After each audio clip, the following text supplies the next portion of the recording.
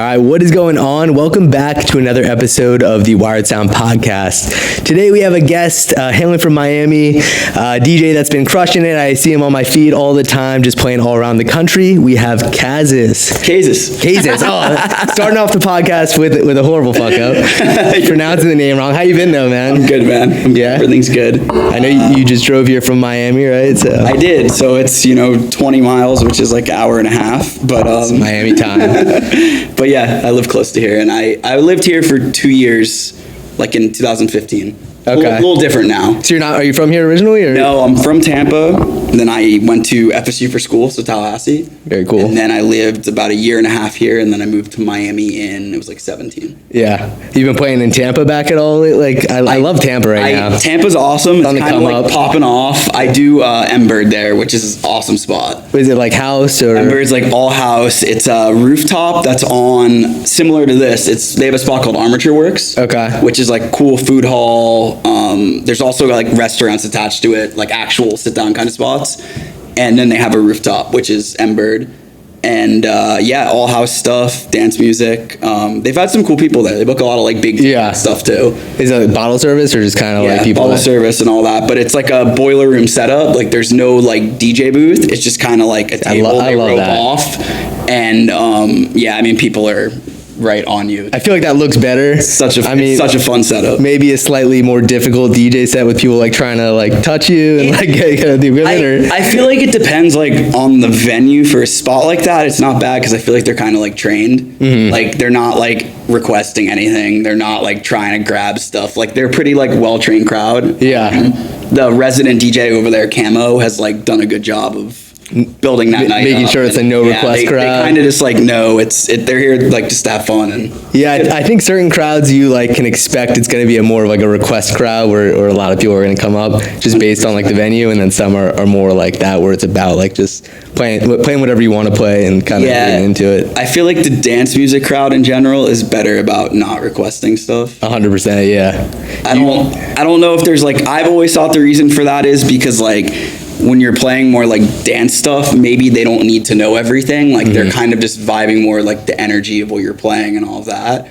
Where I feel like with the more like hip hop driven crowd, it's like play my song. Like I want to hear this song. Yeah, it's like you kind of like open up a gate. Like when you play one request, then you just get flooded with like starts coming. You know, absolutely. So I usually try to do. Do you take requests? I don't mind them if it's a request and not a demand. Yeah. If that makes sense. How they approach it. Yeah, because sometimes people will ask for stuff that like I'm like, holy shit, I never would have thought of that. Can I swear on this? Yeah, you're good. And I'm like, wow, that's actually a really left field request that would really work.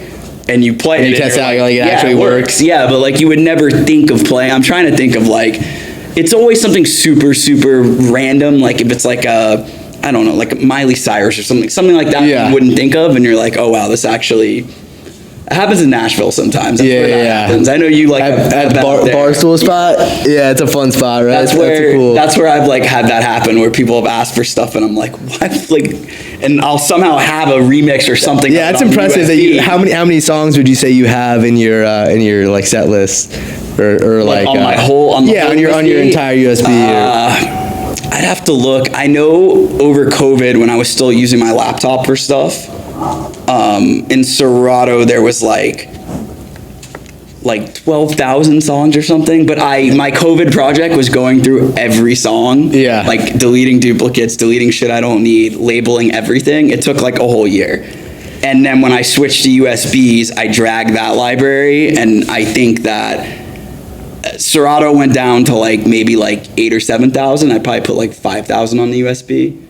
So still a lot, though. I mean, I've only got like 1,200 to 1,300, which is a bit limiting. I'm like OCD with like the organization. Yeah, like I like tell people about it. Worst. I tell people, and they're just like, "You're crazy! Like, why are you doing that?" I'm just like, I don't. It's just like how I know. So how do you organize like an average set? What would be? Do you do like hour 1, hour 2? The way I like do the whole library is I'll have like big crates of kind of like genres. So those would be like huge crates, like house, hip hop, not very detailed, like very like, pop, whatever.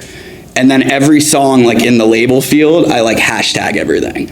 Okay. So like for like an example, trying to think like a song a remix I've been like all, you know, like Propa is? Yeah. All his remixes recently killing You're like the third guest that's brought him up. Killing it. And gotta get him on here. Yeah, he's killing it. So like he does like a lot of like the hip hop stuff. So like basically it would be like, you know, like he just did like that Humble one. So it would be like house would be the genre. It would be like hashtag tech house, hashtag hip hop, hashtag like peak if I would play like peak. So I can just like on the 3000 just like hashtag tech house, hashtag hip hop. Yeah, I didn't even know you could do that. And it comes up where like, and you can get like really crazy with stuff too, like Barstool Midnight. So I'll have like that hashtag. You can write any hashtag. Yeah, I gotta check that out. So you can do hashtags on the CD. It's hard to like do it to your whole library, but since I like did it over COVID and it was now every time I add a song, it's easy. Go bam, bam, bam. Yeah. Do you mix in key also? Yeah. Like, okay. I'm like big on that, especially with dance. I know we're getting a little nerdy with DJ terms here. I feel bad. It's like I was just making an example, like everyone with the OCD library thing, and then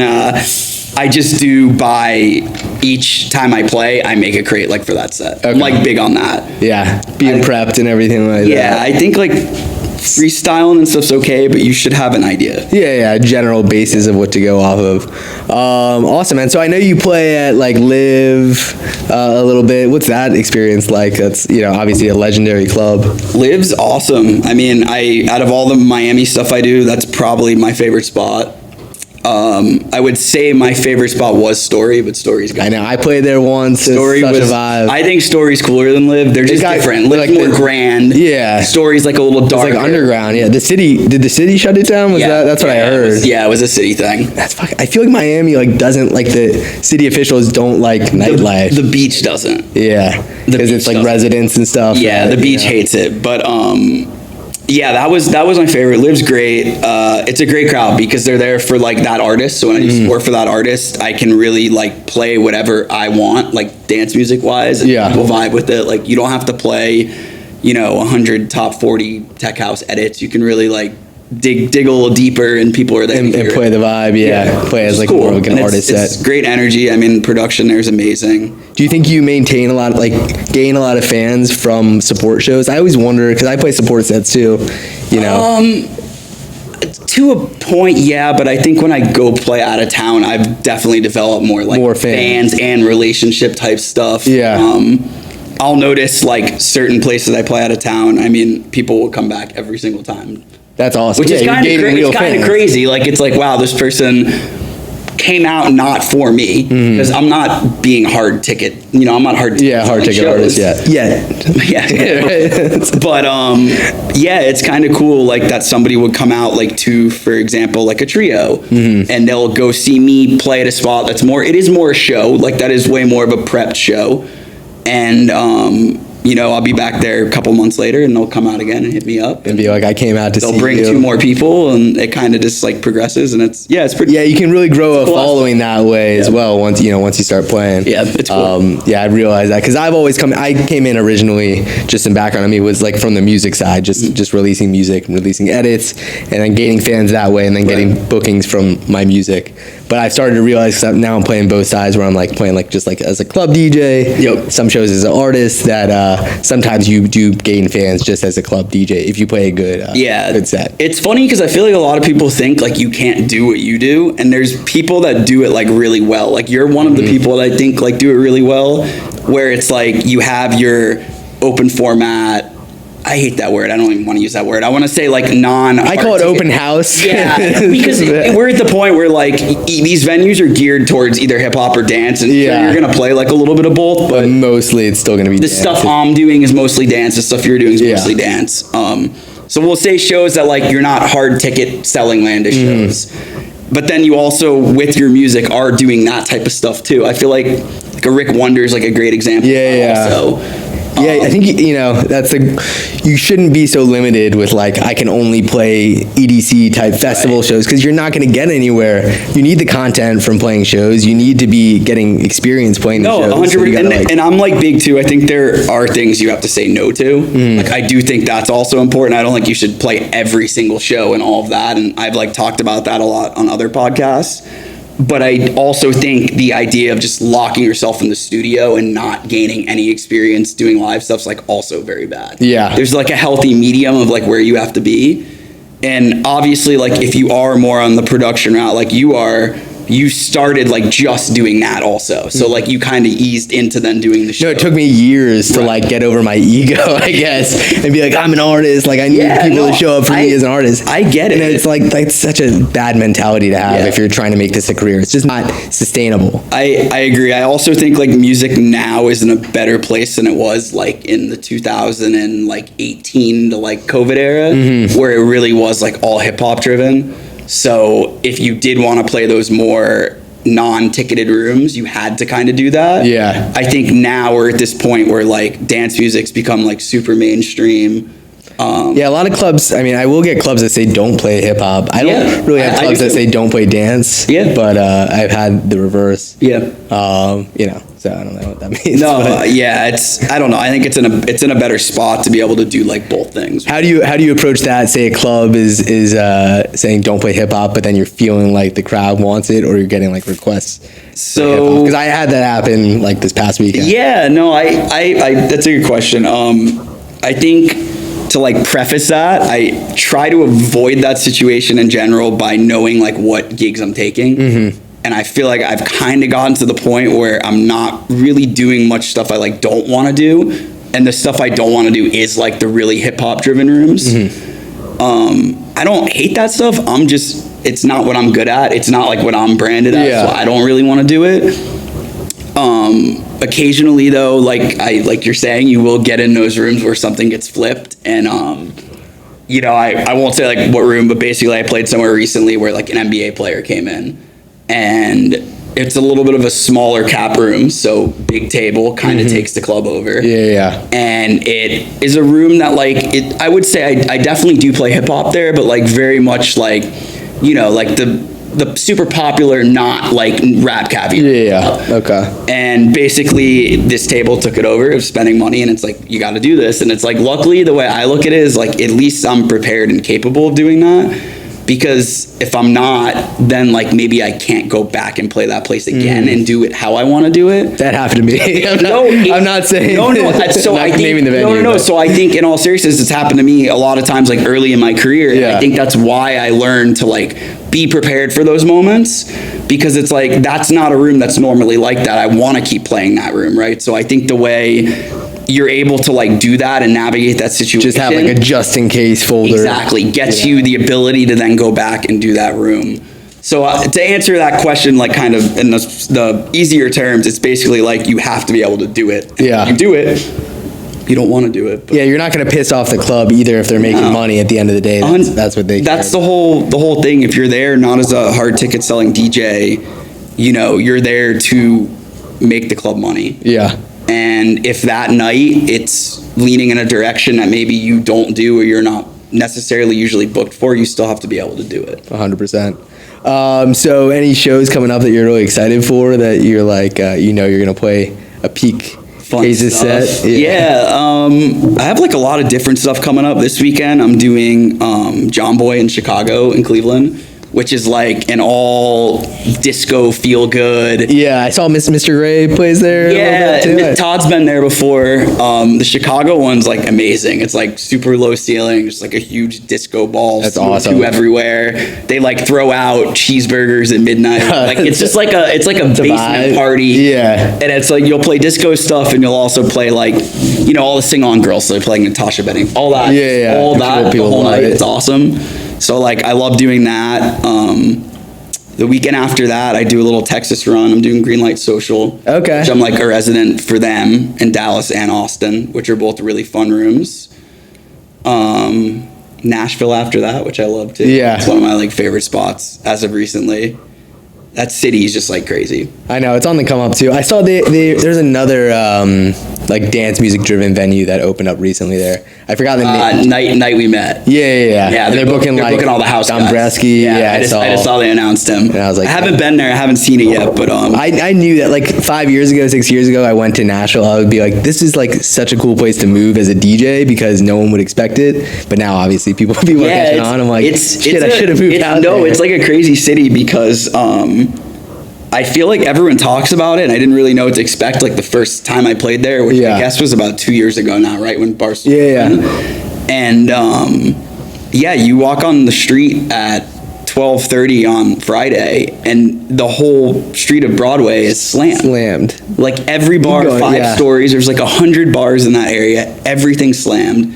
It gives just like kind of like Vegas of the East Coast vibes, I guess. Like it's all like bachelorettes, birthdays, like it's just a big, huge tourist destination. But it's interesting that dance music is starting to work there. Right. I guess it makes sense. Yeah, I mean, there's so many country bars and stuff like that. Yeah, it's funny because like I thought the same thing. I'm like, this is a country spot. And like when I went to do Barstool the first time, I remember like talking to me like, so like, should I play like country stuff? Yeah, I had the same combo. Yeah, they're like, no, they're like, you can play like, you know, EDM stuff or whatever. Yeah, they're like, no, like play this like you would play a club in Miami. Yeah, like, that's what we're trying to do. I think it worked well in a lot of places. Kind of are taking after that. Yeah, because people, I mean, you know, you can only go to so many country bars too when you're there partying. It's good to have like a, you know, variation of stuff. But yeah, that's another one I have like on rotation that I'm doing, and then I'm doing Breakaway Tampa actually in April, which like I'm excited about. Yeah, it'll be more of like a festival stuff. Yeah. I don't do like a ton of festival stuff. I definitely do more nightclub stuff, but I'm like looking forward to doing that, so that'll be fun. Yeah, I'm always like, I'm kind of still more in the nightclub circuit as well, but I'm trying to get more into the festival circuit. Stuff, yeah. You know, because it's more, it definitely itches that, or like scratches that like artist itch. Yeah. You know, a little bit more. Yeah, like, I mean, for like put my songs in. Exactly, for something like that, you don't have to worry at all about like what you're playing. It's but you know, I don't think people know. I don't know if we should talk about this, but you don't really get paid a lot for these festival sets. They're much more promo for you as an artist, especially early like, slots. Like I played some big ones and it was like $200. Oh yeah, no, trust me, you know, but that's how it is, and you find out even the bigger artists are taking those lower fees. Is that not like a known thing? I don't think so. Like maybe not to average, but like maybe in the industry. Yeah, I thought it was like decently known, but that if you're playing a huge festival, you're probably not making anything from that festival. Yeah, I think the average person has no idea though. Yeah, because what? Yeah. I think they think that's like the biggest. Yeah, they're like, oh, they're getting 100,000 for this show. I'm always like, the biggest paydays when I go like play somewhere in the middle of the country. That's the biggest payday, like Iowa or like. But that's how it is, and I still use content from big shows from like 2 years ago. 100%. Like even though, so it does have value to play those shows, obviously. Yeah, and you can't have too much of an ego to be like, no, I'm not going to take that fee because I'm getting, bigger fee somewhere else. A lot out of it. Like I always talk about. Like non-indirect stuff, like non-indirect paying type things you do, where you're making less, or you're like, even some things you're not being paid, whether it's doing some kind of content that like eventually that gets you booked. So like I always talk about like how I do rinse and repeat, like it's your radio show, right? Yeah, that's the radio show I do. And it's not even, it's just, online. It's just like Mixcloud, Spotify, Apple Podcasts, all that. I've found ways over the years to make money off the actual podcast now.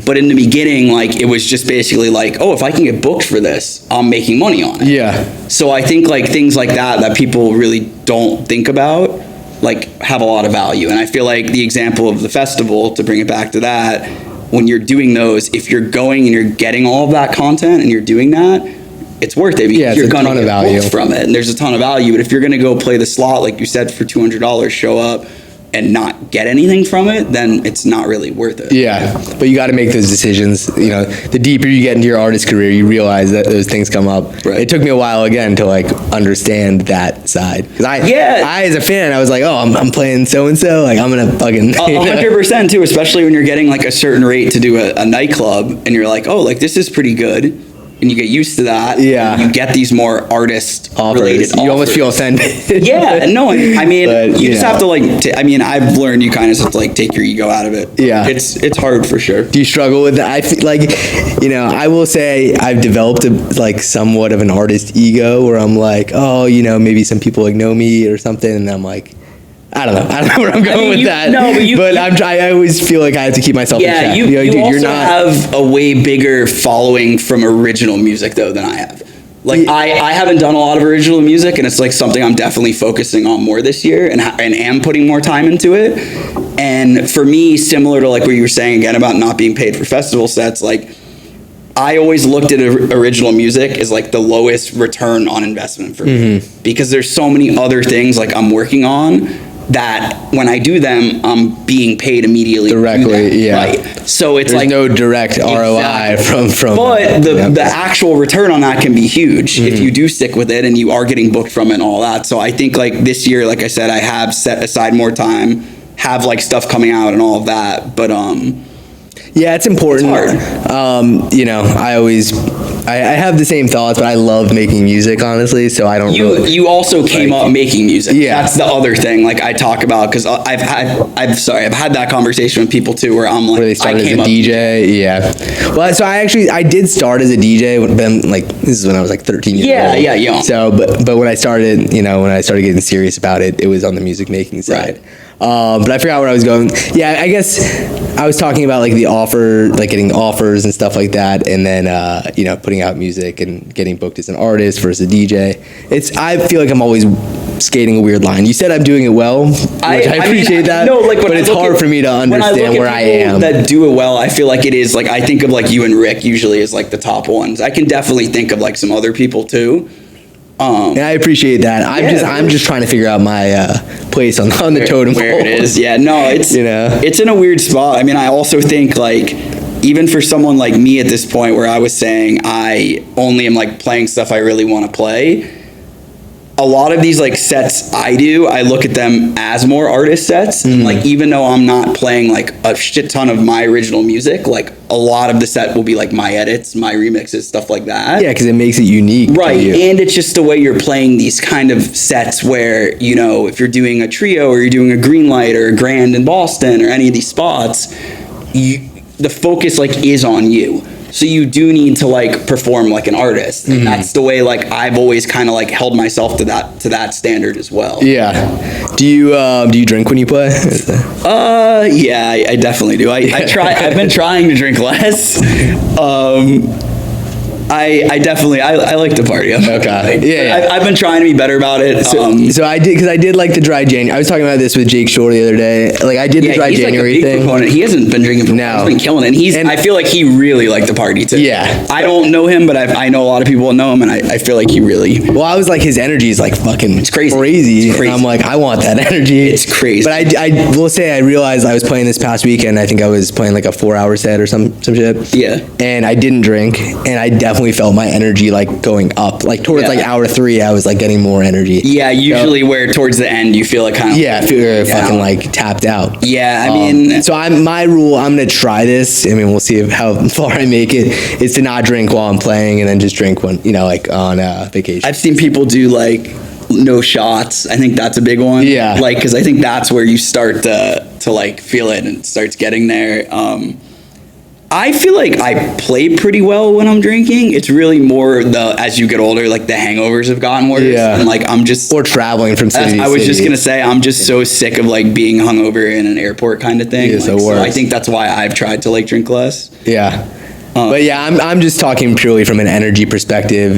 Like you should try it just to see if your energy, because I noticed this about myself. I'm like, my set energy definitely has increased when I'm not drinking. Oh, if I don't drink and I start acting like Jake Shore, I'll stop drinking. Like fucking like just adrenaline. 10 out of 10 energy. Like I don't even know. But because I mean, do you ever have like that moment when you're like DJing and you're like, oh shit, I'm in front of a bunch of people right now. This is like wild. like the kind of like high thing. Yeah. Do you ever get that? I feel like I get that a lot. It's like, that's an amazing feeling. So that's what I think drives it, maybe he's driving his energy or something. And I saw on a podcast, I want to say it was like Steve Aoki or someone. I think it was Aoki. I know like he doesn't drink now. He used to drink a lot. Yeah. But he's never been a drug person, and he was talking about how the high of like when he's playing, he doesn't see how you can possibly beat that. Yeah. And I like kind of agree with that, like because I know. I mean, obviously, like you've experienced that feeling too, and I feel like that's just the best when you have like everybody on one thing, and it's just like no matter what you play next, it doesn't even matter. Like it's just gonna keep going. You can't beat that. Yeah, it's hard. Like, so do you ever have weekends where you're like, this was the best DJ set ever, and then weekends where you're like, I fucking sucked this weekend? All the time. Okay. That's like a hard parallel to go through. I think that's part of that is kind of also like where we are like with the DJ totem pole. I think like not playing a hard ticket show So you're playing like a room that's like a more artist kind of driven room, like I was saying, and you have like an amazing night, and then you play a room where like you're not really the focus. And I don't even mean that from like an ego standpoint of view. I just mean like people are just kind of vibing, and it's like you're not bad, but you can't like reach that point that you reached last weekend. So if you're like hard on yourself, which I feel like a lot of us are, you're kind of like, I sucked. But I've also gotten better at like taking a step back and being like, it's not my job at this venue to have everybody to have their hands up yelling and screaming. And I think if you can curating, I think if you atmosphere. like exactly, I think if you like kind of can get to that point, it's a little better for, to take it off yourself and stuff like that. I always check with the bookers. I'm like, hey, are you guys happy? But it's hard sometimes to that's a different parallel that you get when you play those awesome club shows, and then you're playing like more like a lounge or something like that. If like management's happy, you did your job. Yeah, and I always say, like, if security's happy, you crushed it. Yeah. There's nothing better than like when the security guard for the booth is like getting your Instagram at the end of the night. You're like, fucking did my job. Crushed it. That's it. Yeah. Are you pretty extroverted when you play and stuff, with like talking to everyone? Yeah. Before your sets? Before I kind of like to be like not like alone, but kind of chill. Yeah. I feel like I have that like switch that like flips, and then when I'm playing, it's very like. Yeah, you're super energetic. Party energy and stuff. Yeah, very like crowd interactive. Do you pour shots in the crowd and stuff? Yeah, I'll do all of that stuff. I think like, I haven't done that yet, so I'm like, I gotta fucking. I think like part of that's what I was talking about with some of these venues. Like, I think it's your job to do that. Yeah. It's not just your job to DJ, and I know that from talking to some of these bookers where they'll book guys for these rooms, and they're more like artist-driven rooms, like I said. They'll show up, they'll play a good set, they'll kill it, it's fine, but like they don't really interact with the crowd. They're not really like on a mic. They're not really doing, like you said, like handing out shots or any of that. Like all that stuff for those rooms, like I've learned is honestly, it's not as important, but it really is just as important as DJing. Yeah. And I think I got to do it. I'm like, it's hard, I guess, at first, but now, to be honest, I think like when I just like am in that area, it's second nature. I don't really think about it. Yeah. Yeah, I got to try and get out of my head a little bit with that stuff. I mean, but, it's just, I think, because again, I grew up as kind of like a music nerd behind the computer. So maybe some of these other artists, they're probably like the same way. I'm like, a little introverted. And you can see the difference too, like with a lot of these artists, some of them you see perform that way. Like if you watch like a Chainsmokers, they're very like extra, very like in the crowd, crowd participation type stuff. And that's partly because they came up like as DJs. And then you see these guys that are more producers, and they're a lot more chill when they're playing. Like I think of like a Cascade or like someone like that. Like they don't have to do that stuff, So it's like their music is so new. Exactly. They're there to play their music, and even someone like the Chainsmokers, they don't have to, but you can tell they like enjoy because they grew up doing it. Yeah, I know. So it's kind of the difference. Sometimes I think I would have been better off in a duo where I had where you didn't have to do that. I know. I always think it's funny when you see the duos because it's always the same person. Yeah, it's like an introvert and an extrovert. I think it's hilarious when I see that. That's it. Awesome. Well, any good stuff coming up that we could look forward to from you, music wise? Yeah, a couple music things you've been working on. I have a couple tracks I've been working on by myself. I have a track with my buddy Zilla that we've been working on we're figuring out what to do with it. Recently started something with Rick Wonder. Me and him have been trying to do something for a minute, and we finally got one where it's about there. And just working on putting out more music, still doing all the HMC edits and remixes every month, and just playing as many shows as I can in cities. You got it. I saw the tour announcement, so that's like the next 3 months, right? You got through I think that was through like May or something, but we're fucking fun. It looks like it's gonna be fun. It's always fun, man. Awesome. Well, thank you again for coming out and doing this, and hopefully we'll have you back soon. But awesome. Appreciate it. Thanks, Landis. All right, brother.